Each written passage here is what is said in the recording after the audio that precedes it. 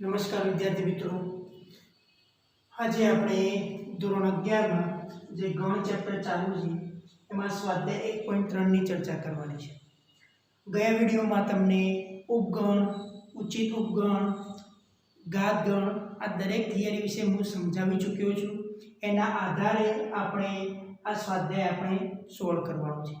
તો એની અંદર તમને પહેલો પ્રશ્ન એવો કંઈક આપેલો છે કે તમારે નીચે આ વિધાનો આપેલા છે એ વિધાનોમાં ખાલી જગ્યા પૂરવાની છે। એટલે કે તમને સામે બે ગણ આપેલા છે, આ ગણની અંદર સાચું બને એ રીતે તમારે સબસેટ અથવા તો ડઝ નોટ સબસેટ એટલે કે આ ગણમાં આવે છે કે નથી આવતો, આવતો હોય તો સબસેટ મૂકવાનું છે, નથી આવતો તો ડઝ નોટ સબસેટ મૂકવાનું છે। બરાબર, એવી કંઈક સાથે ખાલી જગ્યાઓ તમને આપેલી છે, તો આપણે જોવાનો પ્રયત્ન કરીએ। ચલો પહેલી ખાલી જગ્યાની વાત કરીએ। અહીંયા તમને શું કીધું છે વિદ્યાર્થી મિત્રો, અહીંયા ખાસ ધ્યાન આપજો। અહીંયા તમને એવું કીધું છે 2 3 4 આવા ત્રણ સભ્યો આપેલા છે આ ગણની અંદર। તો પહેલા ચેક કરી લઈએ તો જોઈ શકો છો અહીંયા આ 2 નંબરનો સભ્ય છે એ આની અંદર પણ છે, 3 નંબરનો સભ્ય એ પણ આની અંદર છે, 4 નંબરનો સભ્ય એ પણ આની અંદર છે। એટલે કે આ ગણના તમામ સભ્યો આ ગણની અંદર આવી જાય છે, તો એનો મતલબ શું કહેવાય, સબસેટ આવી જાય। ઓકે, ચલો એ જ પ્રમાણે આપણે વાત કરીએ। અહીંયા a આપેલું છે તો અહીંયા a નથી આપેલું, મતલબ અહીંયા a આપેલ નથી, તો એનો મતલબ એવો થયો કે આ ગણના બધા સભ્યો આ ગણની અંદર આવતા નથી, એ પણ ખ્યાલ આવી ગયો। અહીંયા જો a સિવાયના બાકીના સભ્યો આવી જાય છે, એ c પણ આવી જાય છે, અહીંયા c પણ આવી જાય છે, તો એનો મતલબ એવો થયો કે આ સભ્ય આ ગણના બધા સભ્યો આ ગણમાં આવતા નથી, માટે શું લખી શકાય, ડઝ નોટ સબસેટ। ચલો એ જ પ્રમાણે અહીંયા તમને ગુણધર્મની રીતે તમને આપેલું છે ગણ। અહીંયા શું કીધું છે, x કે જ્યાં x એ તમારી શાળાનો ધોરણ 11 નો વિદ્યાર્થી, મતલબ આ શું કહેવા માંગે છે, માની લો કે એક શાળાની વાત થઈ છે, આ કોઈ શાળા છે, હવે શાળાની અંદર અલગ અલગ બધા વર્ગખંડ હશે ધોરણ મુજબ, બરાબર। એની અંદર માની લો કે આ 11મું ધોરણ છે, આ 11મા ધોરણનો વિદ્યાર્થીની વાત કરી છે, એ આ ગણ છે, ખ્યાલ આવે છે। આ એક શાળા છે, શાળાની અંદર અલગ અલગ ધોરણ મુજબના ક્લાસ વર્ગ છે, એમાં ધોરણ 11નો શાળાનો ધોરણ 11નો વિદ્યાર્થીની વાત કરવામાં આવી છે, એટલે કે આ ધોરણ 11નો આની અંદર બેઠેલો એક વિદ્યાર્થીની વાત થઈ રહી છે। બીજો ગણ શું કહે છે કે x કે જ્યાં x એ તમારી શાળાનો વિદ્યાર્થી, એટલે કે આ આખી શાળા છે, આ શાળાનો વિદ્યાર્થી એવો શબ્દ વાપર્યો છે, એનો મતલબ એવો થયો કે અહીંયા ઘણા બધા ધોરણો આપેલા છે, એ ધોરણનો કોઈ વિદ્યાર્થી એની વાત થઈ રહી છે, એનો મતલબ કે આ જે ગણ આપેલો છે એ ગણનો ધોરણ 11નો વિદ્યાર્થી આમાં આવી જશે, ખ્યાલ આવે છે, આ વિદ્યાર્થી આમાં આવી જવાનો, એનો મતલબ એવો થયો કે અહીંયા આપણે શું મૂકી શકીએ, સબસેટ। ખ્યાલ આવે છે વિદ્યાર્થી મિત્રો? ઓકે, હવે શું કીધું છે ચોથો આપણે પ્રશ્ન, x કે જ્યાં x એ સમતલમાં વર્તુળ છે, માની લો કે કોઈ એક સમતલની વાત કરવામાં આવી છે, તો સમતલમાં આપણે આવું લખી શકીએ, માની લો કે આ એક સમતલ છે મારા માટે, ઓકે। આ સમતલની અંદર કોઈ એક વર્તુળ લઈ લો છું, કોઈ પણ જગ્યાએ લઈ શકો, અહીંયા લઈ, અહીંયા કોઈ પણ જગ્યાએ લઈ શકો। માની લો કે કલ્પના કરીએ છીએ કે આ એક સમતલ છે, સમતલની અંદર એક વર્તુળ લીધું છે, આવો એક ગણ વાત કરી છે, ગુણધર્મ રીતે આપેલો છે। બીજો એક ગણ એવો જ આપ્યો છે કે આ જ સમતલનું એક એકમ ત્રિજ્યાવાળું વર્તુળ છે, એક એકમ ત્રિજ્યાવાળું એટલે કે આ કહી શકો, બરાબર, એક એકમ ત્રિજ્યાવાળું વર્તુળ છે।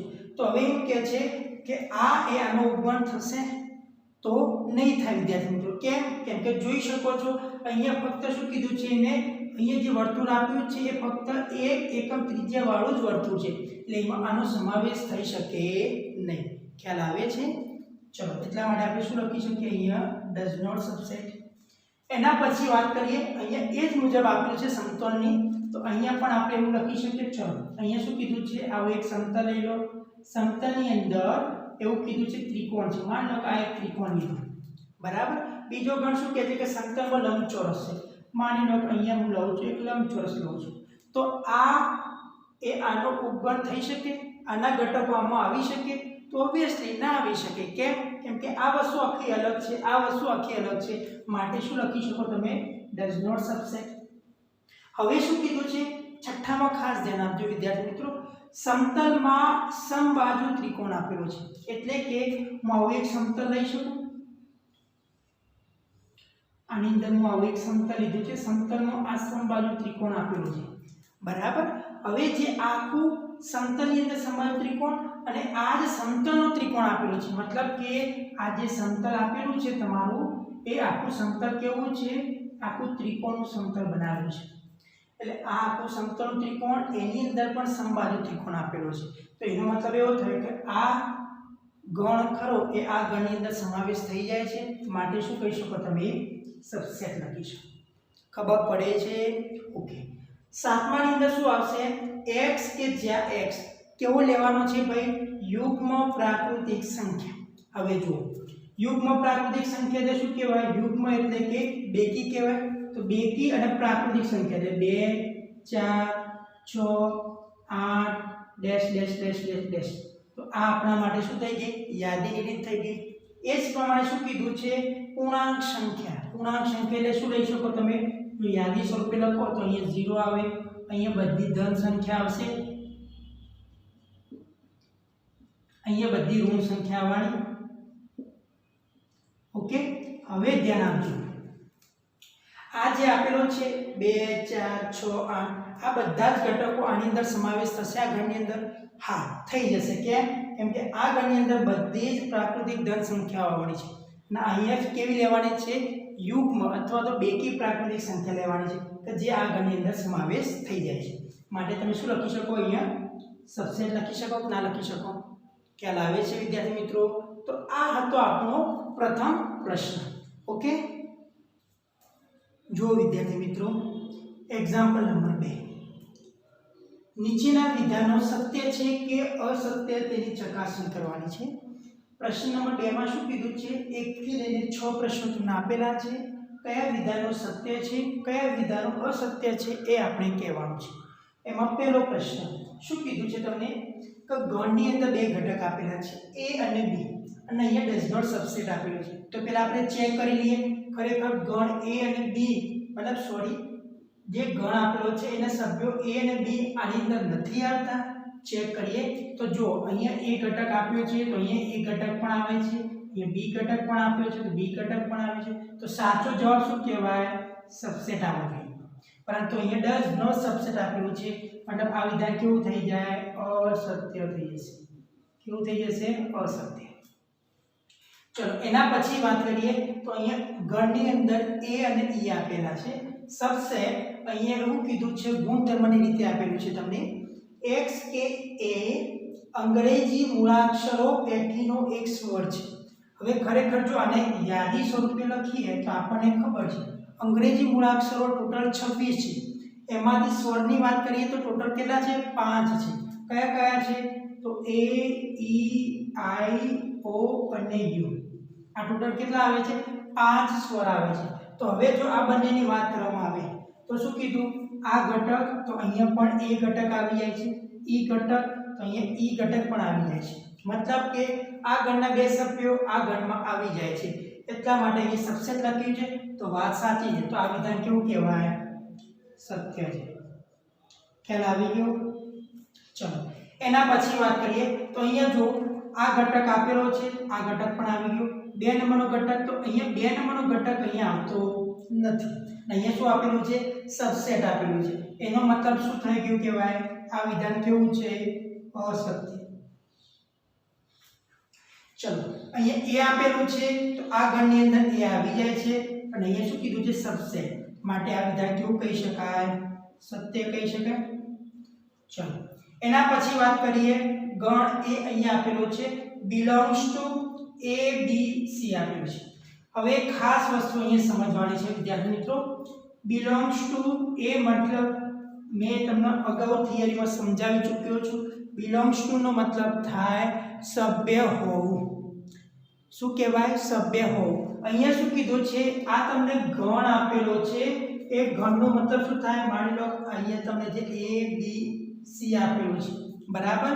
હવે જે આ આપેલું છે તમને, તો આ એક શું કહી શકાય, આ જે બે છગડીયા કૌંસ આપ્યા છે એનો મતલબ કહેવાય એક ગણ આપેલો છે, આ એકલો સભ્ય નથી વિદ્યાર્થી મિત્રો ખાસ ધ્યાન રાખજો આ જે ગણ આપેલો હોય તો એ ગણ એ આનો ઉપગણ થાય પણ આ ગણ આની અંદરનો સમાવેશ કરેલો નથી જો તમને a b c અને જો આ રીતે તમને આપેલું હોય તો આ વિધાન કેવું પડે તો આ વિધાન સાચું પડે પરંતુ આ આખો ગણ આની અંદર આવતો નથી માટે શું કરવું પડે આ વિધાન કેવું થઈ જાય આના માટે અસત્ય થશે ખ્યાલ આવે છે વિદ્યાર્થી મિત્રો આ ખાસ સમજવા જેવું છે belongs નો મતલબ થાય સભ્ય હોવું એના પછી છઠ્ઠો એક્ઝામ્પલ જો અહીંયા શું કીધું છે x કે જ્યાં x એ 6 કરતા નાની યુગ્મ પ્રાકૃતિક સંખ્યા ખાસ જોજો કેવી લેવાની છે યુગ્મ પ્રાકૃતિક સંખ્યા કોના કરતા નાની 6 કરતા નાની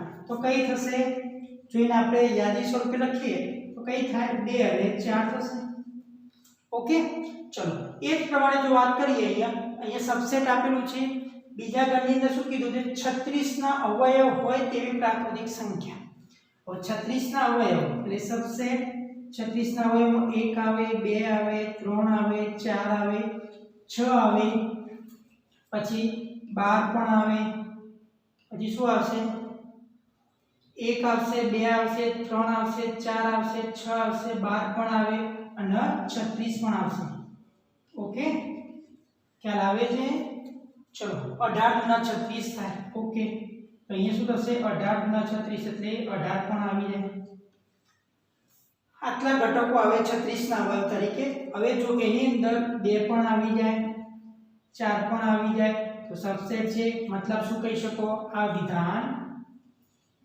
કેવું છે સત્ય છે ખબર પડે છે વિદ્યાર્થી મિત્રો તો આ એક વસ્તુ કન્સેપ્ટ હતો કે તમારે કયા વિધાનો સત્ય છે કયા વિધાનો અસત્ય છે આ એક્ઝામ્પલ નંબર 2 હતો જો વિદ્યાર્થી મિત્રો એક્ઝામ્પલ નંબર 3 એક્ઝામ્પલ નંબર 3 ની અંદર શું કીધું છે કોઈ ગણ તમને a આપેલું છે એની અંદર 1 2 અહીંયા અલગથી આખું ગણ આપેલું છે ખાસ ધ્યાન રાખજો 3 4 અને 5 બરાબર નીચેના પૈકી કયા વિધાનો અસત્ય છે તમારે એ કહેવાનું છે અને શા માટે છે એવા તમને 11 તમને ટોપિક આપેલા છે બરાબર પ્રશ્ન પૂછેલા છે એ તમારે જણાવવાનું છે આના ઉપર થોડું આપણે એક કન્સેપ્ટ ક્લિયર કરી દઈએ અહીંયા તમને આ ગણ આપેલો છે તો આ આખો ગણ એ આખા ગણ એનો સભ્ય થશે ખાસ ધ્યાન રાખજો અહીંયા શું થશે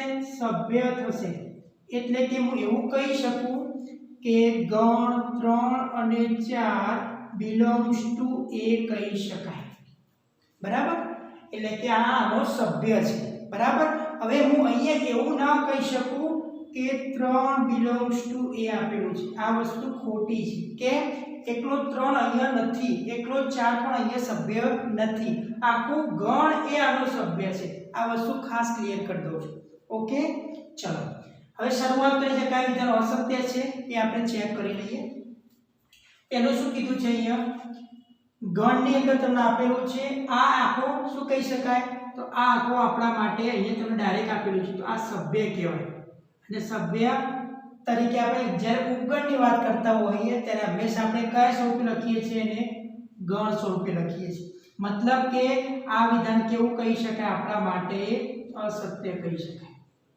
ખબર પડે છે ચલો એના પછી જો અહીંયા આપણે હાલ ચર્ચા કરી એ પ્રમાણે 3 અને 4 belongs to a આપેલું છે તો હા આનો સભ્ય કહેવાય માટે આ વિધાન કેવું થઈ જશે સત્ય થઈ જશે ઓકે ચલો એના પછી આપણે વાત કરીએ કે અહીંયા શું કીધું છે હા આ વસ્તુ ખાસ ધ્યાન રાખજો આ મારો શું છે સભ્ય છે અને સભ્યનો પણ શું લેવામાં આવે ગણ લેવામાં આવે તે શું બની જશે આનો ઉપગણ બનશે તો આ વસ્તુ શું થઈ ગયું મારા માટે સાચું છે એટલે કે સત્ય બનશે ખ્યાલ આવી ગયો ચલો અહીંયા પછી શું કીધું છે 1 belongs to a કીધું છે 1 belongs to a નો મતલબ શું થાય કે એ નો સભ્ય છે આપેલું છે હા છે તો અહીંયા શું લખી શકો આપણે સત્ય લખી શકીએ ઓકે ચલો અહીંયા શું કીધું છે એક સબસેટ a સબસેટ હોય મતલબ ઉપગણ હોય તો ઉપગણ હોવા માટે શું હોવો જોઈએ પોતે ગણમાં હોવો જોઈએ અહીંયા આ તો શું બતાવ્યું છે? સભ્ય.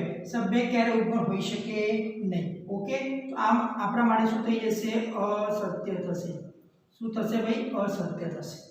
એના પછી જુઓ 1 2 5 આ શું આપે છે? આ સભ્યો છે. આ સભ્યોનો ગણ આપ્યો છે તો આ ઉપગણ થશે, કેમ કે આ સભ્યોનો ગણ એ આ a ની અંદર આવી જાય છે. અહીંયા શું હતું? એકલો સભ્ય આપેલો હતો. એ સભ્ય આ ગણ a ની અંદર છે, પણ એક એ નો ઉપગણ છે એવું કહી શકાય નહીં. આ વસ્તુ ખાસ ધ્યાન રાખજો. તો આ વિધાન શું થઈ જશે? આપણા માટે સત્ય થશે. ચલો 7મા નંબરનું એક્ઝામ્પલ. અહીંયા શું કીધું છે? 1 2 5 એ સભ્યો છે, તો સભ્યો આ બધા a ની અંદર આવે છે. તો અહીંયા આ જ્યારે ગણ કર્યો છે તો આડો આખો ગણ એ a માં આપેલો નથી. તો આ વિધાન શું થઈ જાય? અસત્ય થશે. કેવું થશે ભાઈ? અસત્ય થશે. ચલો એ જ પ્રમાણે જો 1 2 છે, 3 એ અલગથી નથી. જો વિદ્યાર્થી મિત્રો ખાસ ધ્યાન રાખજો, અહીંયા આ પ્રશ્નમાં 3 અને 4 એ આખો ગણ આપેલો છે, ગણ a ની અંદર. અહીંયા અલગથી કોઈ 3 આપેલું નથી. તો આ વિધાન કેવું થઈ જશે? આપણા માટે અસત્ય થશે. ચલો અહીંયા શું કીધું છે? 5 belongs to a. belongs to નો મતલબ શું થાય? સભ્ય હોવું. અહીંયા ક્યાં તમને 5 આપેલો છે? ખાલી ગણ આપેલો છે? નથી આપેલો. માટે આ વિધાન કેવું થઈ જાય? અસત્ય થશે. કેવું થશે ભાઈ? અસત્ય થશે. બીજું અહીંયા શું કીધું છે? તો આ તો આપણે શું છે? એક પરિણામ છે. આપણે મેં અગાઉના વિડીયોમાં ચર્ચા કરી ચૂક્યો છું કે દરેક ગણ માટે ખાલી ગણ એ ઉપગણ થશે. તો આ વિધાન તો કેવું છે? સત્ય છે. ચલો અહીંયા શું કીધું છે? આનો મતલબ એવો થાય કે અહીંયા તમારો કોઈ ખાલી ગણ આપેલો હોય, બરાબર, અને આ ખાલી ગણનો તમે ગણ લેવામાં આવે તો આ વિધાન સાચું પડે. પરંતુ અહીંયા તો ખાલી ગણ તરીકે તમને આપેલું નથી, તો એનો મતલબ શું થયું કહેવાય? આ વિધાન મારા માટે કેવું થશે? અસત્ય થશે. કેવું થશે ભાઈ? અસત્ય થશે. ખ્યાલ આવી ગયો?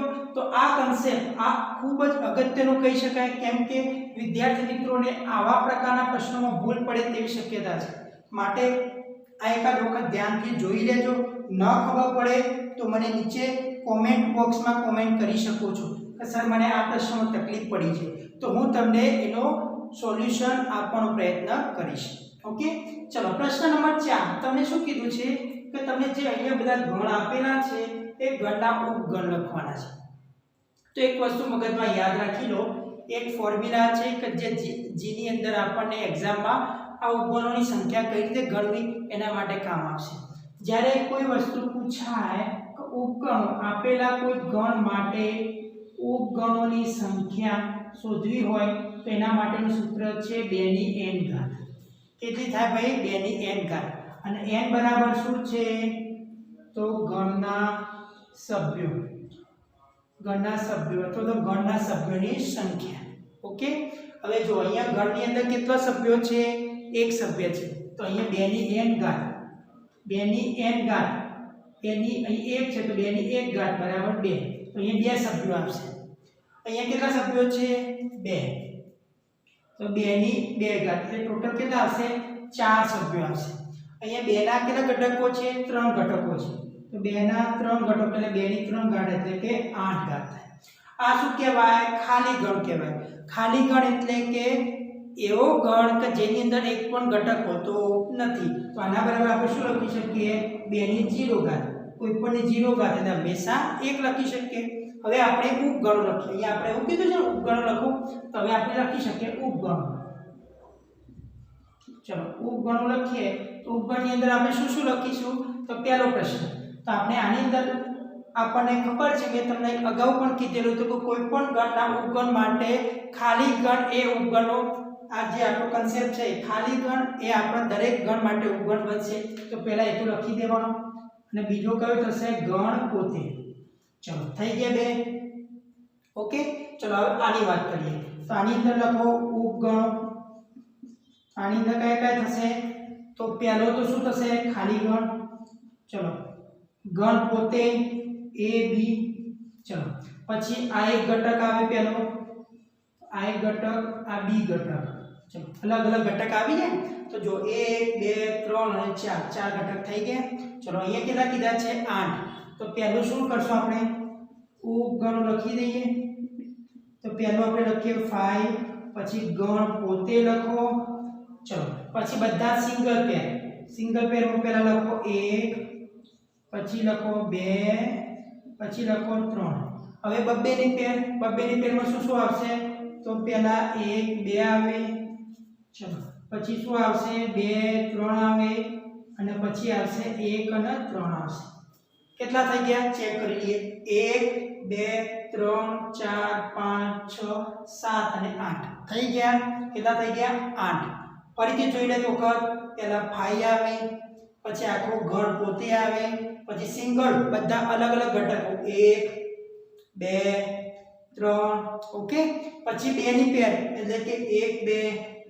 પછી 2 3 1 અને 3 આવી ગયા દરેક ઘટકો તો 8 એ 8 ગણ થઈ ગયા હવે આપણે તમને ખબર જ છે ખાલી ગણ માટે કોઈ પણ ઘટક હોતો નથી ખાલી ગણની અંદર તો એમાં ઉપગણોની સંખ્યા લખવી હોય તો ખાલી ગણ પોતે થશે તો અહીંયા ગણની અંદર કોણ આવશે ખાલી ગણ એકલો આવશે કેમ કે ખાલી ગણ તો પોતે આવવાનો છે દરેક ગણ માટે ઉપગણ હોય ને અહીંયા પોતે જ ખાલી ગણ છે તેની અંદર કોઈ ઘટક નથી માટે આગળ કંઈ લખી શકીએ નહીં તો આ એક જ ઘટક આવશે ખ્યાલ આવી ગયો વિદ્યાર્થી મિત્રો તો આ એક કન્સેપ્ટ પણ પરીક્ષાલક્ષી મોસ્ટ ઇમ્પોર્ટન્ટ કહી શકાય કેમ કે ઘણી વખત પરીક્ષામાં ઉપગણોની સંખ્યા પૂછાતી હોય છે અને ઘાત ગણ માટે આ ઉપગણની સંખ્યા અને ઘાત ગણ આ બંને ભેગા કરીને પ્રશ્નો પૂછાતા હોય છે તો વિદ્યાર્થી મિત્રો ખાસ ધ્યાન રાખજો એટલે આ ટોપિક થોડો ધ્યાનથી લખજો અને સમજવાનો પ્રયત્ન કરજો ઓકે જો વિદ્યાર્થી મિત્રો એક્ઝામ્પલ નંબર 5 એક્ઝામ્પલ નંબર 5 માં શું કીધું છે કોઈ ગણ છે બરાબર 5 હોય તો p ઓફ a ને કેટલા ઘટકો હોય તો પહેલા તો આપણને એક કન્સેપ્ટ ખબર હોવી જોઈએ મેં તમને થિયરીમાં સમજાવી ચૂક્યો છું p ઓફ a એટલે શું છે ઘાત ગણ છે હવે ઘાત ગણ એટલે આપણે શું લખતા હતા કે આપેલ જે ગણ હોય એના ઉપગણોની જે ઉપગણોથી બનતો ગણ કહી શકાય એ ઘાત ગણ થશે તો પહેલા તો આપણને શું આપેલું છે ગણ a ચલો ગણ a ની અંદર સભ્ય કયો છે 5 છે બરાબર તો 5 ઘટક હોય તો એના ઉપગણોની સંખ્યા કેટલી થાય તો એ પોતે જ ઘટક થશે એટલે ઉપગણોની સંખ્યા કેવી થશે 1 થશે એટલે કે આપણે એવું લખી શકીએ p ઓફ a લખવું હોય મારે તો p ઓફ a શું લખી શકું તો ગણ a ના ઉપગણોથી બનતો ગણ તો શું લખી શકો અહીંયા તમે ઉપગણોથી બનતો ગણ એટલે કે 5 થઈ જશે ખ્યાલ આવે છે તો p ઓફ a કેટલો થઈ જાય તો 5 થઈ જાય ખબર પડી વિદ્યાર્થી મિત્રો આપણે ગયા વિડિયો મતલબ આગળના પ્રશ્નોમાં આપણે જોઈ ચૂક્યા છીએ કે જે 5 આપેલો હતો તો 5 ના ઉપગણોની સંખ્યા આપણે કઈ લીધી હતી 5 પોતે એકલો થવાનો તો આપણે ઘટક તરીકે શું લખી શકીએ એમાં 1 લખી શકવાના તો આ એક પોતે ઘટક થયો એનો ઉપગણ લેવામાં આવ્યો તો ઉપગણ એ શું થશે 5p of a power set અથવા તો ઘાત ગણ હવે એના ઘટકોની વાત કરવામાં આવી છે તેમાં ઘટકો કેટલા થઈ ગયા કહેવાય np ઓફ a એટલે કે એમાં ઘટકોની સંખ્યા કેટલી થઈ ગઈ કહેવાય 1 આથી એવું લખી શકીએ ગણ a માટે p ઓફ a ના ઘટકોની સંખ્યા બરાબર શું થાય 1 થઈ જાય ખ્યાલ આવે છે આની અંદર કંઈ નવું નથી આ વસ્તુ ખાલી જો તમને થિયરી કન્સેપ્ટ ક્લિયર હોય તો તમને આ સારી રીતે અને ઝડપથી આવડી શકે એવું છે બરાબર ચલો એના પછી એક્ઝામ્પલ નંબર 6 ની વાત કરીએ તો મેં તમને શીખવાડી ચૂક્યો છું આપણે આને શું બોલતા હતા તો વિવૃત અંતરાળ બોલતા હતા આને શું બોલતા હતા તો આપણે સમવૃત અંતરાળ બોલતા હતા મેં આની અંદર કીધું હતું કે જ્યારે આ રીતે નાનો કૌંસ આપેલો હોય ત્યારે છેડાની વેલ્યુ ગણવાની નહીં ગણતરીમાં પણ જ્યારે આ રીતે મોટો કૌંસ આપેલો હોય ત્યારે છેડાની વેલ્યુને આપણે ગણતરીમાં લઈશું ઇન ધ સેન્સ કે આને આપણે શું કરતા હતા ઇક્વલ ટુ વડે દર્શાવતા હતા અને આને ફક્ત આપણે લેસ ધેન વડે ખ્યાલ છે તમને બધાને કેમ કે આપણે છેડાની વેલ્યુ ગણતરીમાં લેતા નહીં જોઈએ તો આપણે શું કરવાનું છે અંતરાલ સ્વરૂપે લખવું શું કરવાનું છે અંતરાલ સ્વરૂપે લખવાનું છે એટલે કે આ સ્વરૂપે લખવાનું છે ચલો એમાં પહેલું એક્ઝામ્પલ જોઈએ તમને એવો x કે જે x બિલોંગ્સ ટુ r આપેલું હોય અને x નું મૂલ્ય જો અહીંયા ઇક્વલ ટુ નથી આપેલું તો એનો મતલબ શું થયો કહેવાય -4 અને અહીંયા બાઉન્ડ્રી કેટલી આપી છે 6 જો અહીંયા ઇક્વલ ટુ આપેલું છે તો કયો કૌંસ આવી જાય મોટો કૌંસ અહીંયા ઇક્વલ ટુ નીચે નથી આપેલું તો કયો કૌંસ આવી જાય નાનો કૌંસ યાદ રહી જશે વિદ્યાર્થી મિત્રો તો આ આપણો આન્સર ચલો બીજાની અંદર જુઓ તો બીજાની અંદર પહેલા બાઉન્ડ્રી કઈ આપેલી છે તો પહેલા બાઉન્ડ્રી લખી દો અહીંયા -10 આપેલી છે સોરી -12 અને -10 આપેલી છે અહીંયા કોઈ જગ્યાએ ઇક્વલ ટુ નું નિશાન છે નથી તો આપણે શું આપીશું નાનો કૌંસ ઓકે ચલો શું આપીશું આપણે નાનો કૌંસ